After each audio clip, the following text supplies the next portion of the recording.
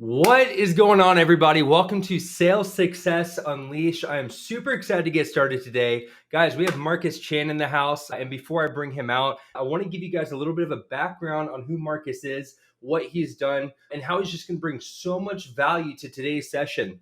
Marcus talks about cold outreach, cold calling, closing, really everything from A to Z. He's helped so many people in the industry up their sales game. He's helped teams, he's helped individuals, he's done so much for the community on LinkedIn as well. I have a lot of respect for Marcus. And to give you a little bit about his background, Marcus, when he was in corporate America, he was promoted 10 times in 10 years, guys. It's an average of once a year, which is really, really impressive. He hit and exceeded quota for over 13 years in a row, which is extremely impressive. And if you know anything about the sales world, that's an extremely hard goal to hit. He's won every single award possible, including President's Club, every single year. And he's closed over $700 million in total customer value within that time span. He's brought in over 500 clients in about 3 years with his own business after he's been featured in Forbes, Yahoo Finance, Market Watch, etc.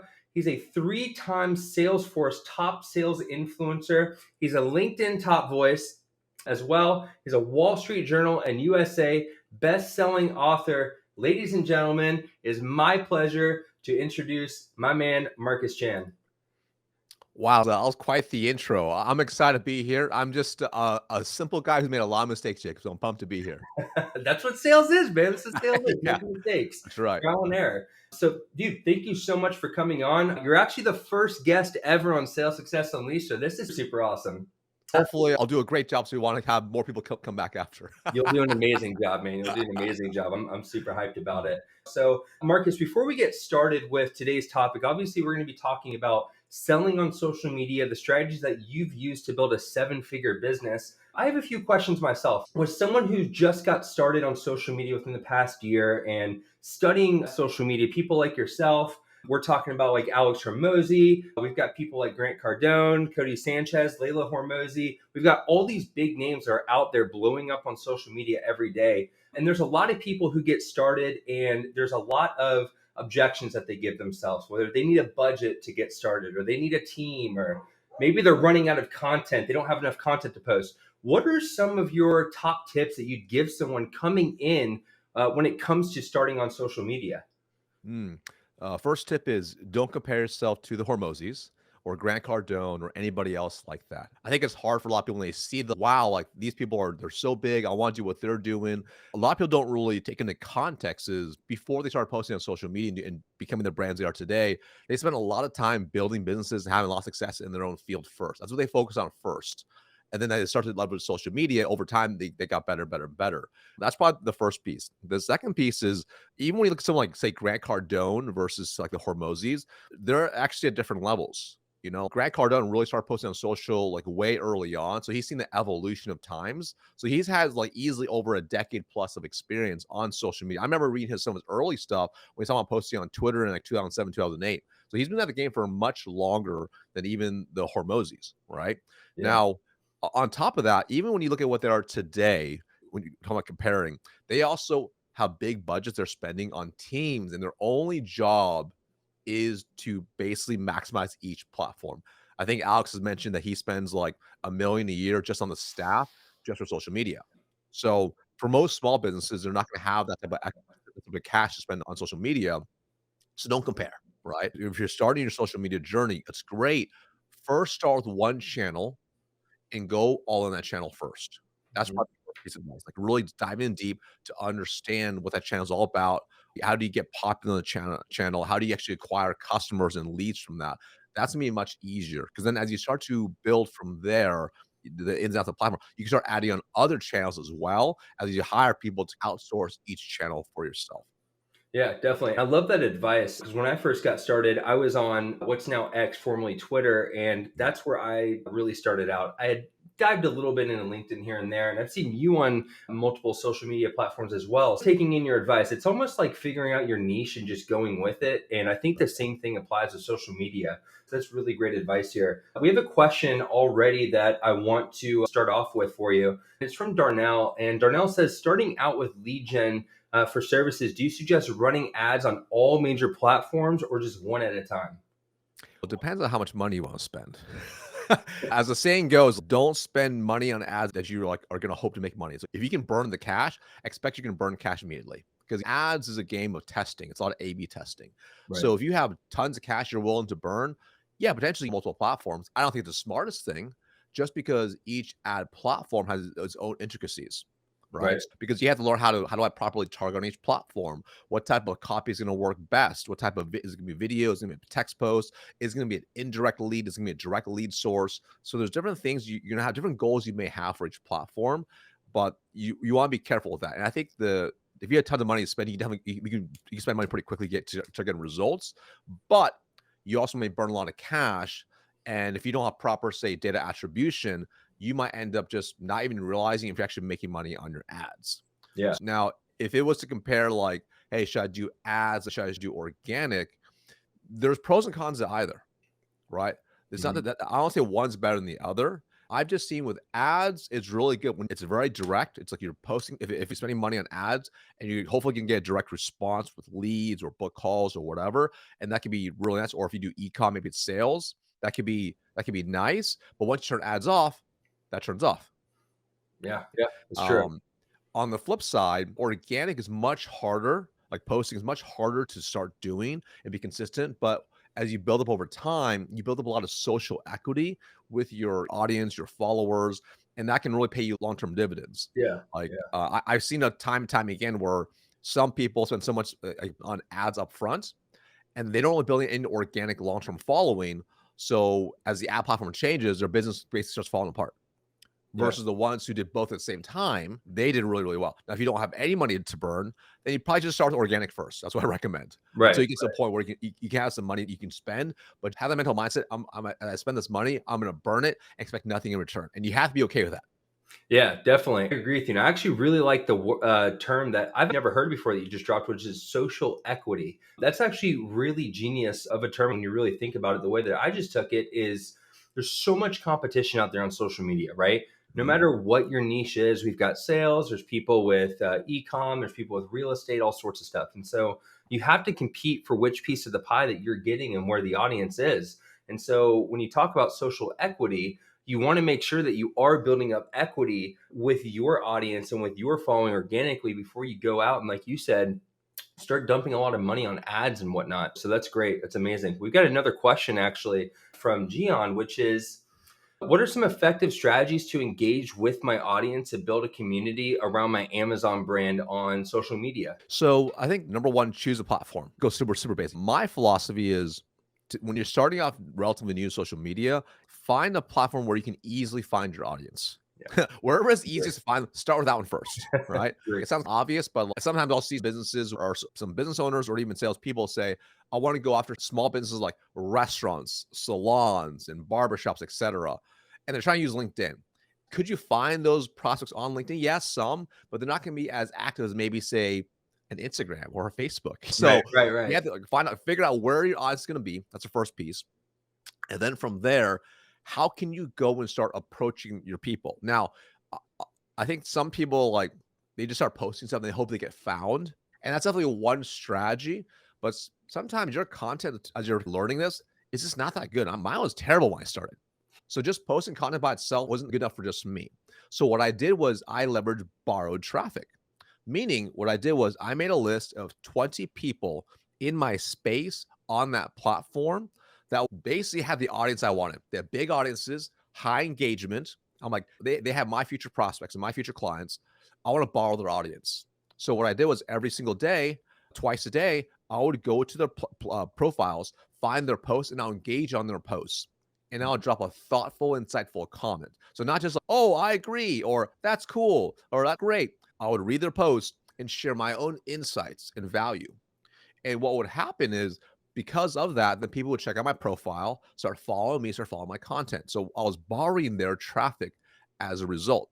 So it's a really, really simple strategy. You find the top 10, 20 people in your space, you start engaging on their stuff consistently. And then from there, you'll start to get eyeballs from there. On top of that, you'll start probably building some partnerships as well with people. That's what's happened to me. People start saying, "Wow, I like your stuff." They start engaging in my stuff. We became like friends. We have like mutual partnership. We do webinars together. You start borrowing their audience. Now, the other strategy is really this is important to this as well. Regardless of platform, your profile must be optimized to build trust and to convert. I'm gonna say again, your profile must be optimized to build trust and convert. The reason this is really important is whether you post content for the first time or you're engaging in someone else's like content, usually people are going to check out your profile first. Like, oh, this is interesting. Jacob said, Who's this Jacob guy? Let me just check him out." So they can click on your profile. And your profile is primo real estate to sell that prospect and gain their trust. And whichever platform it is, you want to maximize it to convert. So I'll give you examples. We mentioned LinkedIn before. I love LinkedIn. LinkedIn's an amazing sales page, if you will, because you can customize your banner to be very clear who you help and how do you help them, right? You can customize your profile photo. You can do a personal video as part of your profile video as well. You can do your clear tagline, your headline, exactly who you are, what you do, and how you help people.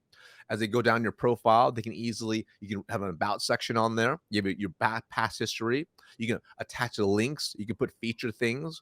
You can do all these things that's designed to optimize or to gain trust with your prospects.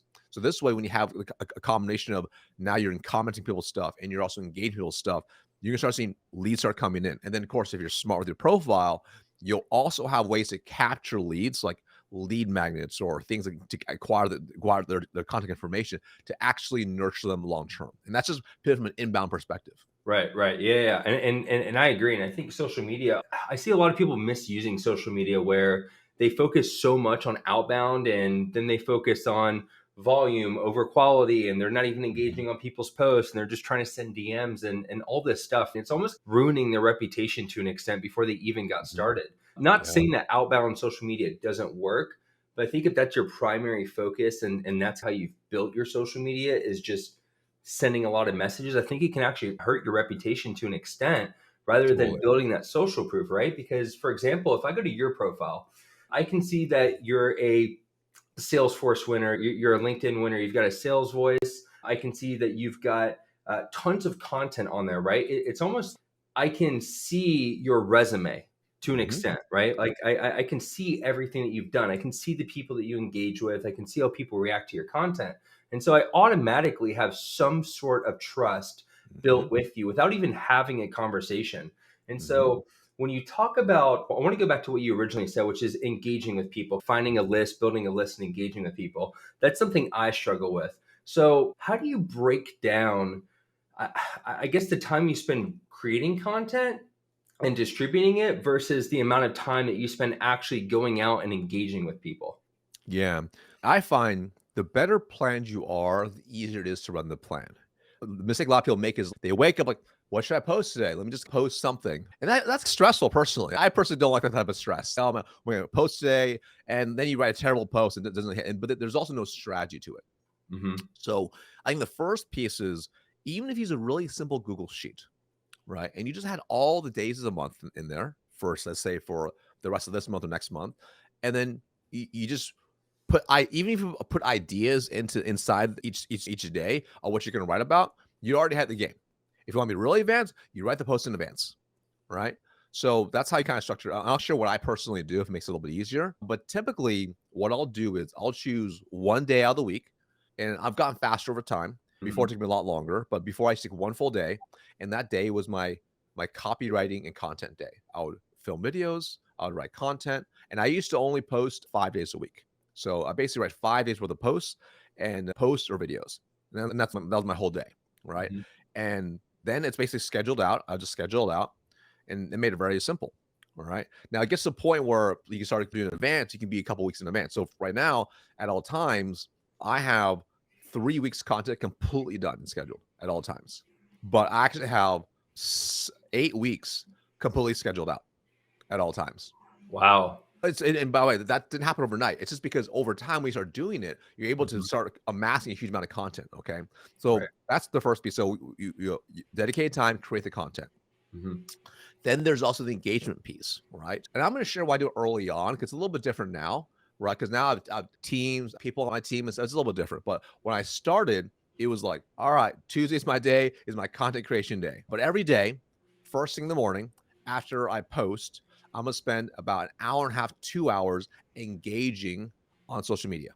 So that's going and engaging on my own posts with the people that are engaged with mine. I'm going to engage in other people's posts, accepting connection requests. Every connection request I receive, and by the way, as a competitor, I'll get inbound connection requests every single day. So I started getting the first couple a day, then became 10 a day, 20, 30 a day. It started coming in quite hot. And what I would do as well, so this is like in the DMs now. This is different now. So we had this. Well, everyone sees the content engaging, right? They see your stuff now. They're sending connection requests. I would film a personal video for every person that was in my target market that I accepted a request with. So now they had a custom video from my phone to them.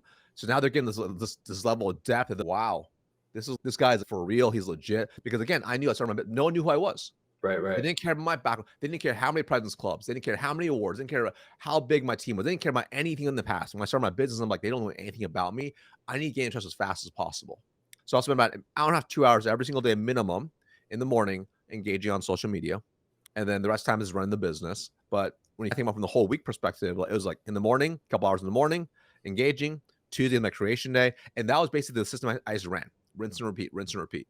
It wasn't complex. It just required consistency and doing it consistently over time. And over time, I started adding more posts, testing out different types of content, etc., expanding from there. But early on, it was one post a day during the weekday. That's all it was. Yeah. And I love that. And I love how much of an emphasis you put on to consistency, right? Because I think Mhm. we've all struggled with this at some point in time, whether it was with our careers, social media, whatever it is, where we don't see results as fast as we want to, because to the point, again, that you made very early on, it's so easy to compare yourself with someone else on social media when they're Mhm. always popping up in your feed and you're seeing how much engagement they're getting. And it's very difficult when you see your numbers kind of fluctuate, especially in the beginning. It could drop, it could go up, you have one post that it hits really well, and then the rest of your posts for the next couple months are just not really doing that well. So I love that. I love the So consistency. I want to hit on this because I think this is really common, right? This is why I think it's really important to look at the data because you should always look at the data. Like for example, I track how many impressions, how many leads, how many book calls we get every single day, right? My team does at least. So I have the data points. And I can Mhm. look at a long time frame and say, hey, this week we seem to get a lot more impressions and leads. What was it that really hit home? And I'll take a look at the social media posts and see, okay, which one really hit home? Why did it hit home? Mhm. What made it great? Was it the hook? Was it the body? Was it the CTA? What type of format was it? Was it an image? Why did the image hit? So I take a look. You want to take a look at this is called a feedback loop.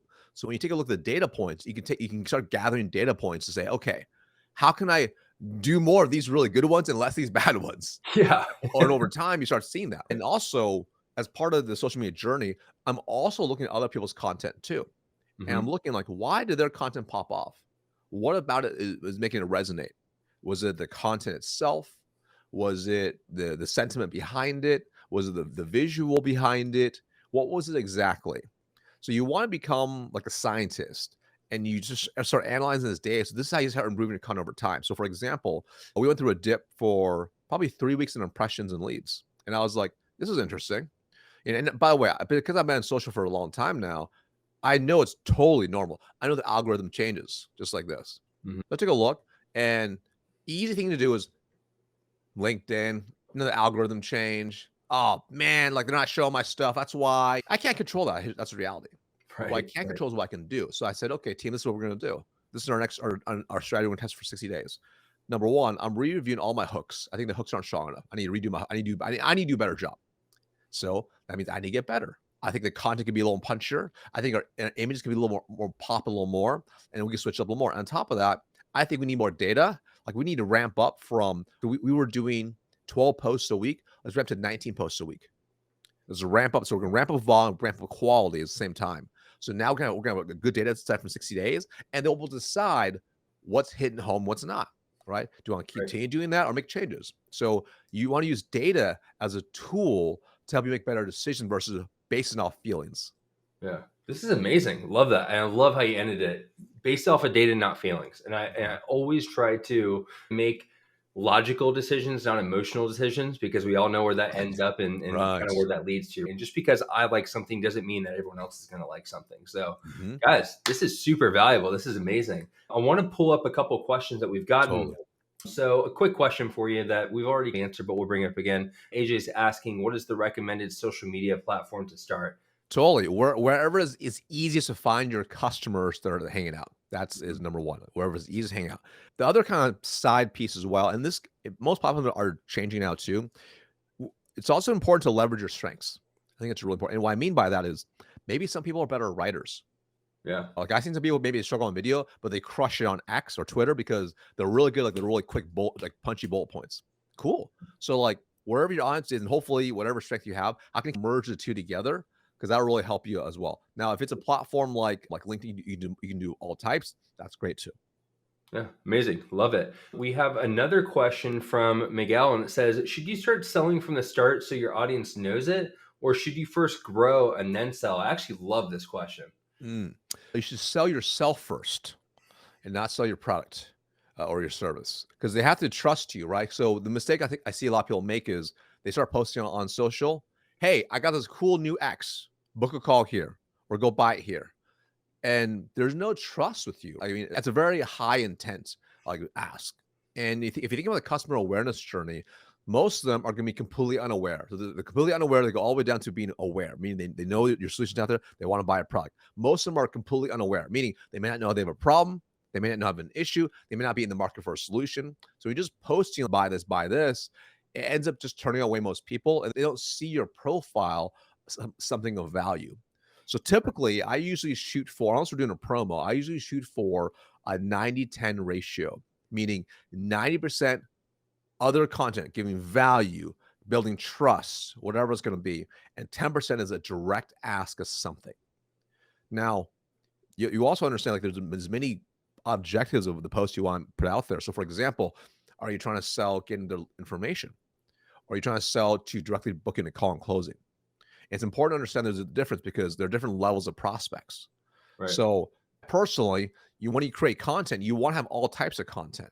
You want to be able to capture leads. People that are like, they don't know their problem, but you have something cool and shiny up here that's free, like a lead magnet. You can get their information and you start moving them down the funnel over time as well. Because remember, whenever you're on social media, you're on borrowed time, meaning it's a matter of time until that platform completely shifts and suddenly you need pay to play. So you want to make sure as you're building trust and building audience, you're also gathering the valuable real estate of their contact information. So you can always reach them and remarket to them, even if the platform goes down, even if the platform shuts down, even if you completely lose all your followers or you get banned or something else. Hmm. Yeah, love that. And it kind of going into like, you plant seeds whenever you post, right? Every single Mhm, post that you make that someone sees, you're planting some sort of seed, whether they follow you or not. And if someone from the outside, maybe someone who doesn't follow you, maybe they're a new follower, and all they're seeing is pitch, pitch, pitch, mhm, you're damaging it so much. It's such a hard, like high pressure sale that you're trying to push to mhm, people at all times. And if they're not getting any value from what you're giving them, and they're just seeing constant advertisement, constant sign mhm, up here, click here, newsletter, do this, do mhm, that. It's so hard for you to gain, like you said, that public trust because this is your mhm, resume, this is your face, this is your voice. So you have mhm, to make sure that you're planting these seeds correctly if you really want them to grow. And like you said, it's going to happen over time. mhm. It's going to happen. It's a compounding effect. So absolutely love it. We've got another question actually from Eric, which is how did you notice your growth on social slash business over that grinding period? So I'm gonna give you two stories here because they're going to be relevant. So when I first started playing on social media, this is around 2016, 2017, and it was on Instagram actually. I was still working in corporate America, doing that, and I was loving that. But I started learning about social media marketing, building online businesses. This is a whole new world for me, right? I was coming from a completely different world, a B2B world. So I'm like, online marketing, people buying stuff online, it's interesting. So I created a Instagram page, and my company wasn't cool about me posting on LinkedIn in terms of like personal business stuff, side hustle stuff. So I'm like, I'm not going to touch really LinkedIn for that. But on Instagram, I could. So I started taking a look at all this similar play people that kind of had my audience, I thought, or doing cool things. I started doing what they were doing. Right now, that was like it was a very fuzzy version of it, right? Right. And at the time, everyone posted motivational quotes, personal development stuff. That's all I started doing. So I built up like 10K in followers pretty quickly. No real leads, right? So I'm like, oh, huh, that's interesting. And then eventually, a couple years later, I did a mini launch and I made like 2K overnight. Not much for a launch, but I'm like, okay. But it's because also my email list was like maybe 300 people, right? It took me like years to get to that point because there's really growth. The growth, like social looked fast, at least I would say, but Mhm. actual leads, actual closed deals, like non-existent, basically. All right. Important to understand that, right? Now, but I learned a lot and I realized pretty quickly my target market, yes, they were on Instagram, but they weren't in the right mind frame to learn about sales, get help, and do those type of things. I realized I could write better content as well if I'm writing stuff and doing like longer form videos and stuff like that. So I'm like, okay, LinkedIn is a better platform for that for sure. My Mhm. audience is there for sure. Generally, they're going to be more quote unquote white collar prospects, if you will. I'm like, that's the place to go. So when I left corporate and started my own business, immediately I went all in on LinkedIn. All Right. right. So, but I learned a lot. Just so you know, I learned a lot because of my Instagram experience. So, because of that, I started doing things very differently. Mhm. Right. I was much more strategic with the top people. I also took a look at what people were doing as in the gaps I saw in how my competitors are putting content out there. I'm like, this is a huge gap. I'm like, number one, their stuff is garbage. Like, it's not tactical. Like, I could tell they never carry the bag. I'm gonna give them very specific tactics and strategies and value from my posts. Number two, they didn't do video. They're like scared to do video. I'm gonna do video. Number Mhm. three, they didn't have any testimonials. I'm like, I'm gonna show so much social proof. It's gonna be disgusting. So I'm like, okay. So I started doing these things. Okay. Now, and I was consistent with it. So I think I had like 3,500 followers, and I think 3,500 to about, I think about 10,000 in about 3 months. So it was decent, right? That's pretty good, But yeah. But here's the thing, it's because the learnings I had from Instagram. So if I didn't have those learnings from before from Instagram, I wouldn't have done the same thing. I'd probably been posting motivational quotes and like garbage stuff on LinkedIn, and it would probably take me like 4 years to get to that point. So I had learned from before. So that was really, really important. Then I was consistent with it. Now, on top of that, I also realized how important it was to gather email addresses and phone numbers. Mhm. So I'm also getting leads. And I'm also like booking calls and closing deals. So Right. like it was growing like this together. So that's why it wasn't that I did that in like 3 months. It really probably took me 2.5 years to understand that because Yeah, you definitely. have to include all the learning from before. Yeah, definitely. And I think the point that you're making is that there's good followers and then there's not so good followers, right? Obviously, followers is just a number. So if someone Yeah. visits your profile, for example, they see you have 50,000 followers, Mhm. doesn't necessarily mean that you're able to monetize that audience Oh yeah. because, like you said, you could have been doing a completely different strategy where there was no monetization behind it. And then Mhm. once you try to convert into something else, that audience actually didn't follow you because of that Mhm. content. They followed you because of something else. It's funny that you said posting the motivational content first. Yeah. That's what I started with on Right. LinkedIn.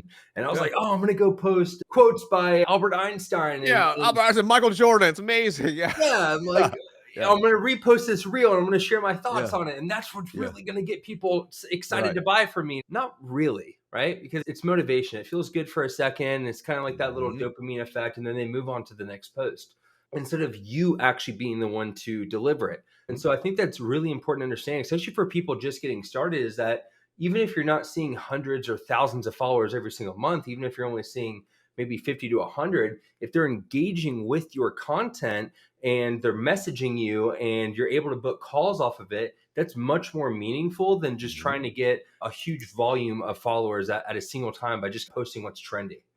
It's really key to look at a long-term perspective, right? Mhm. I'll give you another good example. I started my YouTube journey about less than a year, about a year and a half ago, and YouTube is a long game play. So because of that, and I know that to be true, I understand. I'm like, YouTube is a 5-year investment for me. I'm like, it's a 5-year investment. I'm expecting nothing from the get-go, but I'm gonna be consistent, right? So I think we're a year and a half in. I think I have, I don't know, 120, 150 videos. I'm not even sure now, right? But it's like this. It's slowly going up. And now recently we're starting to see go up a little bit. And it's really, really cool. But because I'm focused on the process and I know long term wise how it's going to help the business, I'm cool with that. And I think when you look at social media that same way, that's really the key because there's many people out there, whether they're on TikTok or wherever, and you see they have huge audiences. Most of them don't actually have an actual business, right? Most of them just have followers. So it's Yeah. important to understand, what do you really want to build here? And I think the really smart ones, if they build a really big audience fast, they turn into a business. And Hmm. that's how you get really smart. But me personally, and I think everyone's got different goals. I don't want to be famous. I don't want to be like well known. I just want to build a great business, and social media is a tool for me. I don't want to be a content creator. I don't want to be known for that. And I think for Right. each person, you decide what you want to be. Some people want to be a content creator. That's not me. I merely create content as a function for the business. Right. Yeah, I love that. And it goes back, before we get into questions here, it goes back to, do you remember that platform Vine? Yeah, yeah, oh yeah. I think So Jake Paul got really popular off of Vine, right? yeah, Yeah, the Paul yeah, brothers, yeah, Paul brothers. Yeah, yeah, yeah. and there were like a few others, but like one of the key things that I actually learned during that time is that some of these people were getting millions of followers. They were Mhm. getting like tens of millions of views a Yeah, week, which is yeah. more than like TV, which is more. Oh I yeah, mean, they were it's getting the crazy. equivalent of like Super Bowl, like Yeah, crazy. But they had no way to monetize that audience, and correct. as soon as Vine shut down, there were Mhm. tons of people who lost all the momentum that they had because, Yes, 1, their eggs were all in one basket, and correct, 2, they never learned how to monetize their audience. correct. And 100%. so there's people that probably have 10, 20, 30, 40, 50,000 followers that were actually out earning the people with Mhm. millions because they 100%. actually built out a strategy and built out a Mhm. way to add value and monetize. And like you said, content creators, it's kind of following the trend and what's going to hit and what's not going to hit. Love that. We have another great question from AJ here. So, what if you feel like your target audience is broad? For example, my agency focuses on social media Mm. marketing. So, should we try lead gen on platforms like LinkedIn to attract professionals, or directly target the companies on platforms like Instagram, Facebook, etc.? So, in my opinion, you should go as niche as possible. And the reason, because then your message is gonna hit much more. And there's I can't remember what book I read. It might have been, it's probably a copywriting book. And it's probably a copywriting book. But what they talked about was like, if you said social media marketing, okay, yeah, you can charge, I don't know. I don't know what you charge. I'm gonna make a number up. Maybe you can charge $500 a month. All right. Right. That's general. But if you said, okay, hey, social media marketing for entrepreneurs. Okay, it's a little more specific. So maybe you could charge $1,000 a month, right? What if you get really specific? Okay, social media marketing for coaches in the healthcare space, running businesses are, between $1 to $5 million. Hmm. Now you can charge way more than that, because now you maybe you can charge $2,000. So the more specific you can get, the better it can be, because people are ultimately going to be willing to pay for something they feel that fits their need the most. But also on top of that, whenever you write copy, when you can picture your avatar sitting across from you, if you can picture them reading your copy and they're like, "That's me," then you hit home. But if they're like, if they have to really think, "I think that's me," the messaging isn't hitting home quite yet. Right. So Right. it applies to, like, when you have the more niche you can go, the better it can be. Now, I think the mistake some people make is they look at someone who's really made it big, like a Hormozy, and he's got more general content, but they forgot his first early content was about gyms. Yeah. Okay. He was built, come on, building gyms and selling gyms. And then over time, he got more general as his niche got expanded out. And Hmm. that's where I recommend. Like me personally, like before I got into space, I didn't post just about, at first I posted personal development, too general. Then sales, too general. Then it was B2B sales, much more specific, right? Then Hmm. I'll niche down on SaaS specifically. So now suddenly it's so niche. Okay, this hits home. There's a problems I'm running into. I have those problems. Yeah, definitely. And I love that. And it's actually something I grew into this year. So, obviously, my background is sales. My background in that sales world, I started out with automotive sales and then I moved into SaaS. Mhm. But I knew I didn't necessarily want to talk about automotive or SaaS. So, I was like, screw it. I'm just going to talk about sales in general. And so I started talking about sales and would just name off like generic sales stuff like pick up the phone, it makes you money, and Yeah. don't pitch someone on a cold email. It was Yeah. just so generic that there was no takeaway from someone that was reading it. And even I Mhm. would go back and read it and I'm like, this isn't helping me. Mhm. If it's not, if it wouldn't help me, then how could I help someone else? And so Mhm. then I read, and there were a few people that popped up in here, $100 million offers by Mhm. Alex Ramosi. And that's where I started learning, okay, so I can talk about sales, But then I can talk about sales, specifically marketing agencies Mhm. between this revenue and this revenue that Mhm. are selling these types of services. Mhm. And there's a huge market out there, and there's not really anyone that is niching down in this area. So it's something that Mhm. I can own.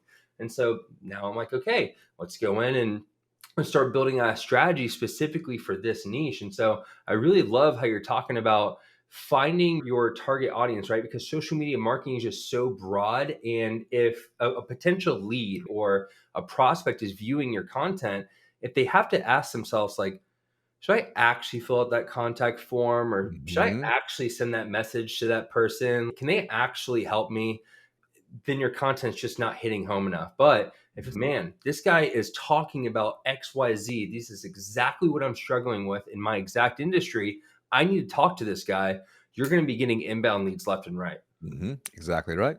Definitely. Love it. Let's see here. I think that we have another question. Yep. Here from Justine, which is, have you ever dealt with negative feedback or comments on social media?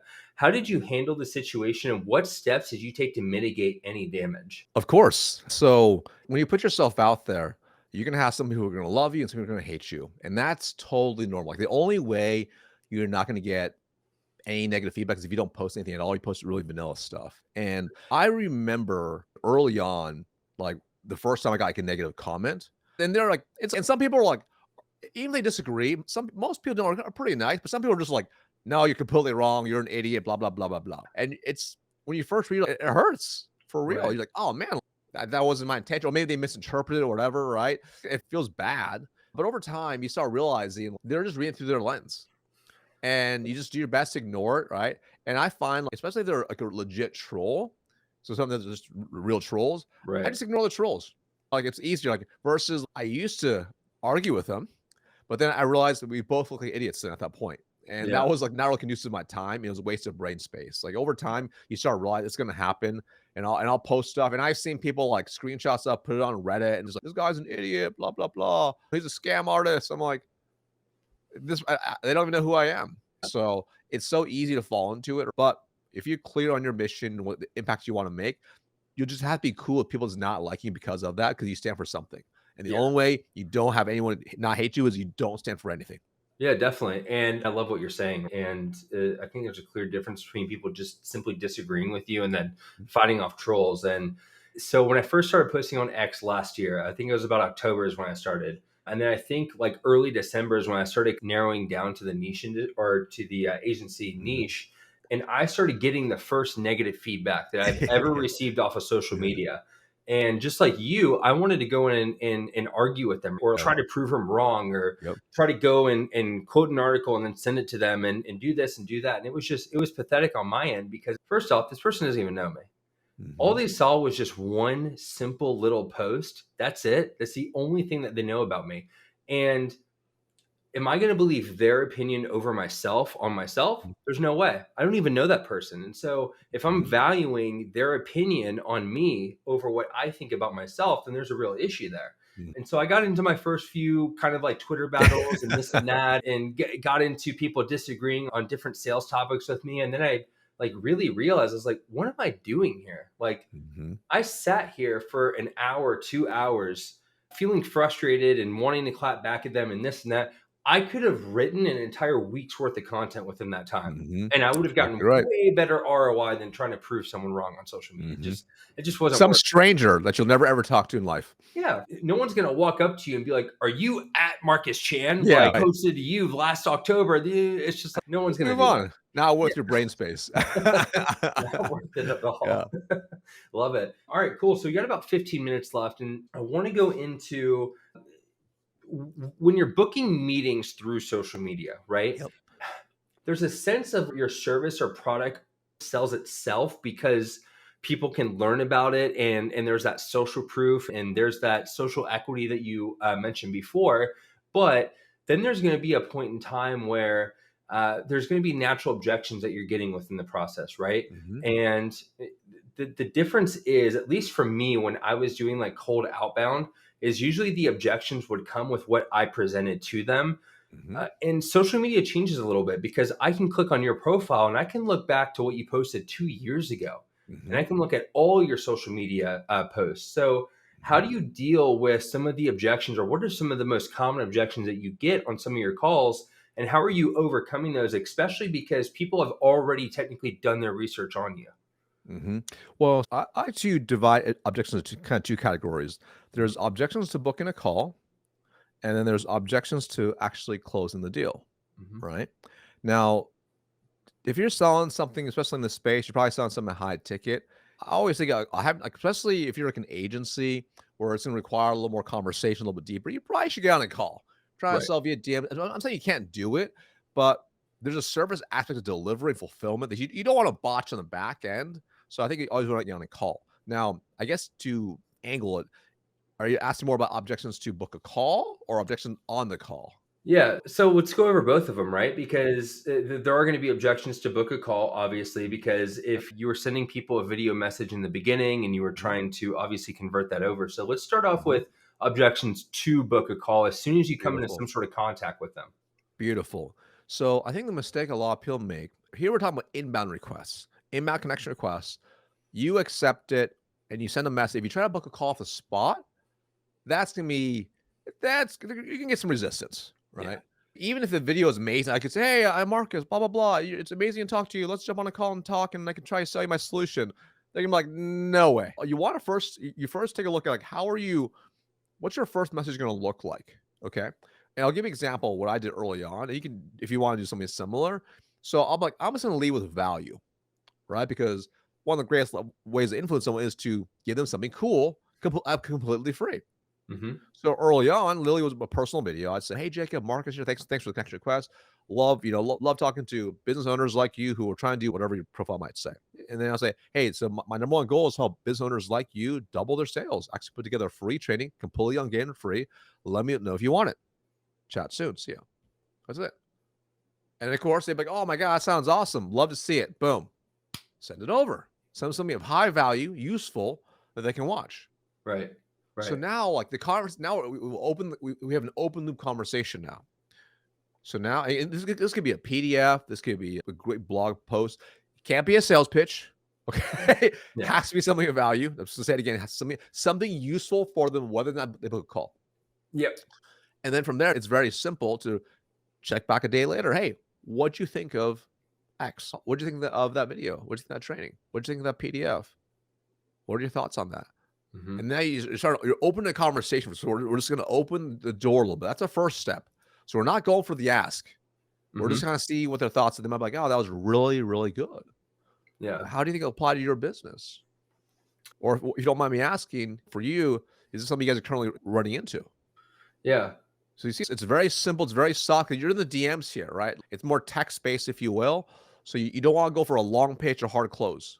And that works Yeah. really, really well. Then it goes much easier. Yeah, you actually, I'm running into this. Cool. Hey, we do specialize in this. Open to hopping on a call. No worries if not. So now you can't, it makes it very soft and very easy. Oh, yeah, sure. That sounds great. Or what's that call look like? Oh, it's super simple. Like we hop on a call, we dive into your needs. If it sounds like I can show you my solution, if it's not, no worries at all. What do you Yeah. think? Yeah. So it's Definitely. very non-threatening. It's very easy, just like you're texting a buddy. All right. And then you book call from there. Because then at that point, if they say, "Oh, I think it's too early on right now." Mhm. Okay. Now, I think trying to overcome objection in the DMs and try to like persuade them is not really the right approach in my perspective. It's a long game here, right? So instead, if you have a bunch of backlog of content and value, that's something very powerful you can leverage as a tool to nurture people to move down the funnel a little more. So, for example, it might be as simple as, hey, no worries. I do also have a bunch of free training content as well, or free resources. Is there anything particular you really run into that you might want some help on? I can send you some free resources on." They say, "Yeah, sure." What is run into? Send them some resources, and then you let the content nurture them, and then you can still follow up a little bit later on, but give a little bit longer time frame. If it's a Mhm. qualified prospect, eventually lead to booking a call, or even if you forget to nurture them, and let's just say, for example, you continue to post great content, they'll get nurtured by content as well. That's the beautiful part about it. And if you have Yeah. lead magnets, they'll go into your lead magnets and eventually they'll get nurtured by that content as well. So And that's how you play a longer game with it. Don't try to overcome their objection in the DMs because chances are you'll feel like you're pushing too hard because it's like a DM text conversation. It's a very different feel than on the phone together. definitely. It's almost like trying to settle an argument with your spouse over a text message. Not going to happen. Not going to Doesn't work. work. Just make it your goal. Number one, you're trying to sell the interest to the call. Mm-hmm. And then if they're even open to the call, then actually getting on a call. So Yeah. there's these multiple stages on there, right? And there's different levels of intent because, for example, I'll get messages like, "Hey, Marcus, love your stuff. I'm really interested in your programs. Like, how much does it cost?" Now it's super easy. Hey, let's hop on a call, discuss. You want to do that? Yes, Mm-hmm. done. There's no objection to that because they are so much deeper in the customer awareness journey. But most people are up here. Right. You have to guide them carefully through it because it's not a phone conversation. They might misread your text back to them. They might misread what you're saying. So you want to be really cognizant of it and not push too hard. Yeah, love that. And I want to emphasize a point that you made early on. There's a difference between free and value. Correct. And just because you're giving something for free does not mean that it's going to be valuable to that Correct. individual, right? And Correct. so, what I do sometimes is when people are messaging me, and even if they're not expressing interest in myself or anything like that, they're simply just expressing interest in connecting, or maybe they don't even send a message when they're connecting. I Hmm. always ask the question, especially if they're within my audience, is like, Hmm. how can I provide value to you? What do you want from me? Is there anything that you want me to talk about? Is there anything that I can send to you? And so that way you're building out an arsenal, Hmm. because more likely than not, that's not going to be the only person that has that issue that you connect with in the future, especially if they're within your niche. There's going to be other people that Hmm. need that. And so if you can create that piece of content, take, I don't know, 10, 15 minutes or something like that to throw something together for them. Now you have something that you can send off to other people Hmm. experiencing that same issue at hand.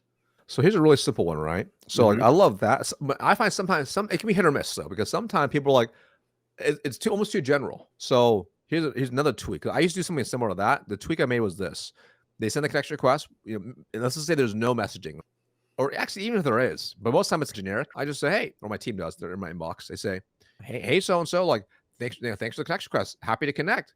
What made you add me to begin with? Smiley face, and they'll tell us the reason. Oh, yeah, this piece of content really resonated, or I've been really struggling with this. Mhm. Beautiful. I'm looking for problems here, right? I wonder what the problems are. The Right. problems allow us to book in a call.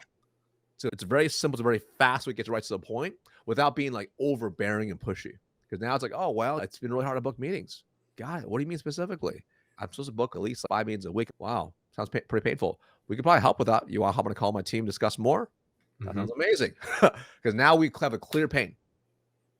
Interesting. Interesting. I love that. I'm actually going to take that advice. I think that's very valuable, and it is a little bit more meaningful to ask those types of Mhm. questions instead of, like you said, being generic. And so let's roll over. Let's Mhm. say that we hop on a call, right? Mhm. And you're getting some. I'm actually just going to throw an objection your way out of Sure. the blue, right? And I just want to see Mhm. how you handle it. So let's say that we're on a call and we're talking. I'm expressing to you that, Marcus, I'm not getting enough calls booked. Yeah. My calendar, I'm only getting maybe 3 to 5 meetings a Yeah. week, and so I need to fill it up more. Now, listen, I've looked at your content, but I've also looked at two other people's content Mhm. that also talk about booking meetings and Mhm. also provide value. So, how do you compare to them? Mm. That's a great question. If you don't mind me asking, who have you talked to so far? Yeah. So I've talked to X, Y, Z over here, right? I've Mhm. talked to two of these people, and I thought about reaching out to a third one. Mhm. Awesome. Hey, they're absolutely awesome. So, I mean, shoot, man, you've already talked to 3 of us at least. What do you think makes my stuff different? Yeah, I really like the way that I feel like your energy is higher. I feel like you're Mm. more engaging. I feel like you're more personal. I feel like they are speaking more towards a bigger audience, and I feel like more one on one with you. It's pretty important to you, is that right? Yeah, yeah, it is pretty important. What else do you like? I really like You how, kinda see where I'm going here, right? right, I'm not and I, selling you. You're selling right, yourself now. right, and I really want to highlight what. So some of the things that you use, right? One of them, use open ended questions versus closed ended questions. Correct. So who, Mhm. what, why, when, how, Mhm. which is how you get information. Too, you labeled me. It sounds Mhm. like, it seems like Mhm. that this is what you're looking for. And so those Mhm. are two very powerful things that can be used to overcome objections. And what it is, to your point, I was handling the objection myself. I was saying it Mhm. in my own words. You weren't That's right. saying it. That's right. So I think that's something that's really powerful. I loved it. I actually I love that in entire role play there. So that's amazing. We've got 5 minutes left. So is there anything that you want to wrap up with? Anything that you want to get across? I mean, you dropped so much value today. There's so much information that a lot of people can use, including myself, I'm going to take away and start using immediately. What do you want to give to the audience? Great question. I'm gonna share a couple things. I think number one, I mentioned before, re-hit home the point. Understand that social media is a tool, right? And understand it's a long-term game. And I think a lot of people, again, when they see the people with the big names, etc., they get like, oh man, like I wish I was that big. I wonder what they're doing. You'll get there eventually. I'll get there eventually. The key is focus on your own game first and utilize it as a tool to build your business. Unless you want to be a content creator, and I think most people here probably want to build a business first. Utilize it as a tool, a long-term tool. Understand that it may feel like a grind sometimes, but if you can look long-term wise at the actual game and say, okay, if I can make a really simple system where once a week I create content, I'm gonna post on this schedule, I'm gonna stick to it, and I'm gonna give myself like a couple years of doing this, it Mhm. will pay long-term dividends if you take the time to do it right. That's Of gonna be course. really key. Okay. It's not gonna be overnight. And your goal is not to necessarily build a big audience. The goal should be how can I use it to help my business more? All right. Right. A couple good resources to help you guys out. If you go to my YouTube channel, you can just look at Marcus channel in the YouTube. If you want to build LinkedIn, I have a pretty robust, it's like an hour training, organic principle, how to actually optimize your profile, build everything out. It's a couple years old, but still very, very relevant, the principles, because they're psychology principles. You can apply that training as well. It's going to really help a lot. That's first resource. The second resource is if you also on YouTube as well.